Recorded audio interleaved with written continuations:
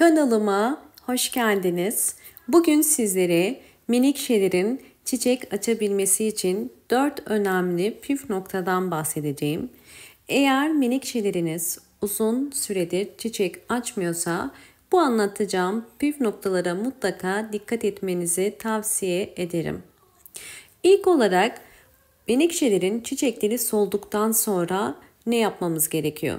Birinci püf nokta, menekşelerin çiçekleri solduğu zaman hemen kesmeniz, yani budama yapmanız gerekiyor. Bu işlem menekşenin çiçek çıkarmasını kolaylaştıracaktır.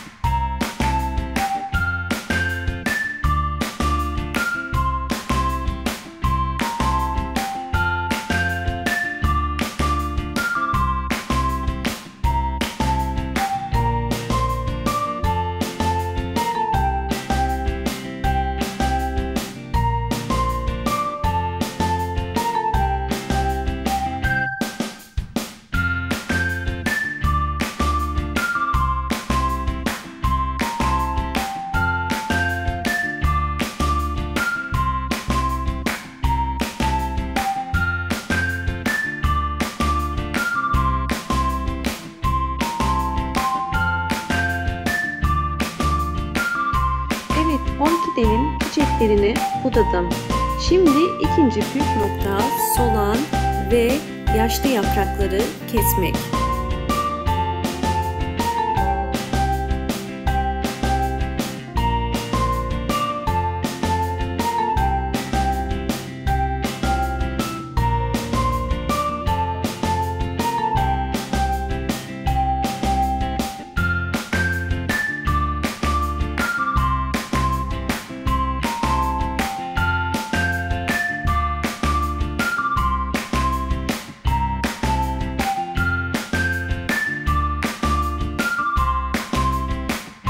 Üçüncü püf nokta, en önemli noktalardan, menekşe toprağa kurumadan kesinlikle su vermiyoruz.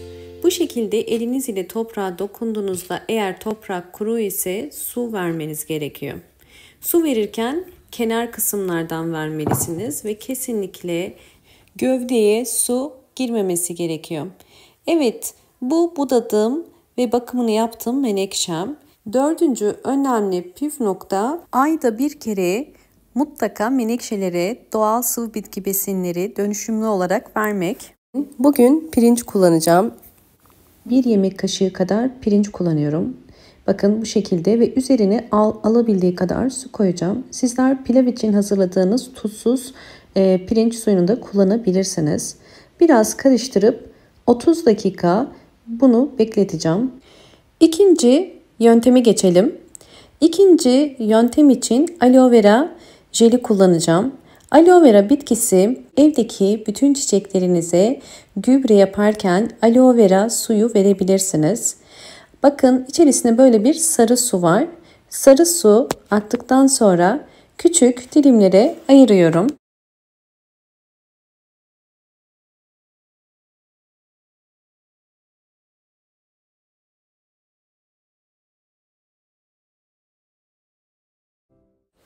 İkinci yöntemde aloe vera suyundan faydalanmak için bu şekilde bir robotun içerisine küçük küçük dilimlediğim aloe vera yapraklarını koydum ve üzerine 200 ml su koydum.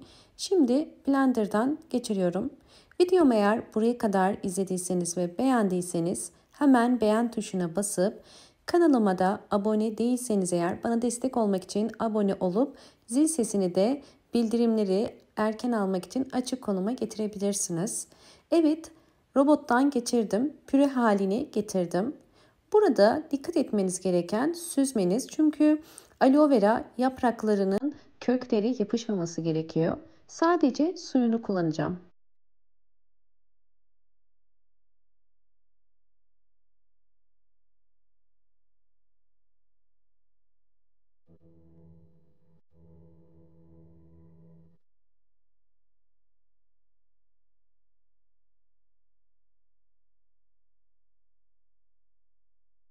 Evet, aloe vera suyumuz hazır. Şimdi üzerine B vitamini ekleyeceğim. B vitamini özellikle kış ayından çıkan çiçeklerin solan yapraklarını ve çürüyen köklerinin yeniden canlanmasına ve kısa sürede kendini toparlamasına yardımcı olacaktır. Bir tane tek koyuyoruz. Bakın başka koymayın ve bunu sürekli yapmıyoruz. Sadece ilkbahar ve sonbahar ayında bu tarz mevsim geçişlerinde orkidenizi canlandırmak, uyandırmak için yapabilirsiniz. 30 dakika beklettiğim pirinç suyunu süzüp bir cam sürahinin içerisine koyuyorum. Ölçü olarak şöyle yakından bakarsanız 500 mililitre pirinç suyu koydum ve pirinç suyunun üzerine hazırlamış olduğum aloe vera suyunu koyacağım.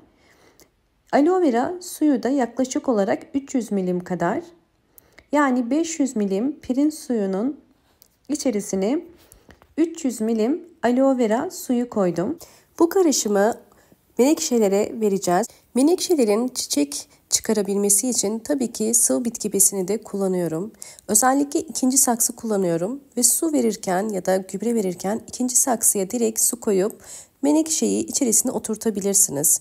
Ya da ikinci yöntem olarak bu şekilde kenarlardan su vererek gövdenin suyu almasına engel olabilirsiniz. Böylelikle menekşe sadece ihtiyacı olan suyu alacaktır ve bunu yavaş yavaş akşama kadar çekecektir. Verirken sadece kenar kısımlarından menekşenin ihtiyaç duyacağı kadar su veriyoruz. Menekşe toprağa çok fazla kuru ya da çok fazla su içerisinde kalmaması gerekiyor. İdeal olan bu şekilde azar azar kenardan vermek ve sizlerle tekrardan son halinde paylaşacağım.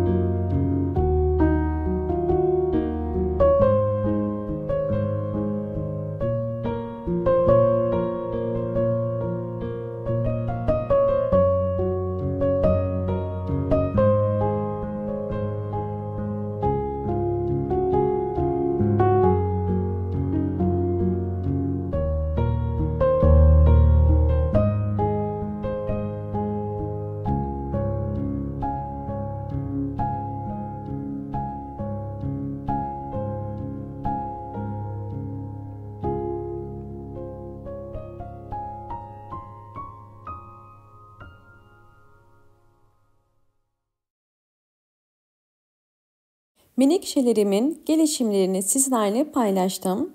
Son önemli püf nokta, artık havalar çok sıcak olduğu için ve güneş daha yakıcı olduğu için menekşelerinizi kesinlikle direkt pencere kenarına konumlandırmayın. Yoksa yaprakları bu şekilde sararmaya başlar. Eğer orkide yapraklarınızda bu şekilde sarı renk, açık renklik varsa bunun tek nedeni çok fazla ışık almasından kaynaklanır. Bu bir hastalık değildir. Bakın iç yapraklarını görüyorsunuz, gayet yeşil. Fakat dış yaprakları daha çok ışığa maruz kaldığı için bu şekilde rengi sarıya dönebiliyor. Dikkat etmeniz gereken, menekşenizi direkt güneş almayan pencereye yakın bir yere konumlandırmanız. Bu sararan yapraklar zaten büyüdüğü için bunları budayabilirsiniz de. Ya da zamanla tekrar koyu yeşil hale dönecektir. Umarım bu anlattığım bütün püf noktalar sizler için faydalı olmuştur. Videomu buraya kadar izlediğiniz için teşekkür ediyorum. Hoşça kalın, sağlıkla kalın.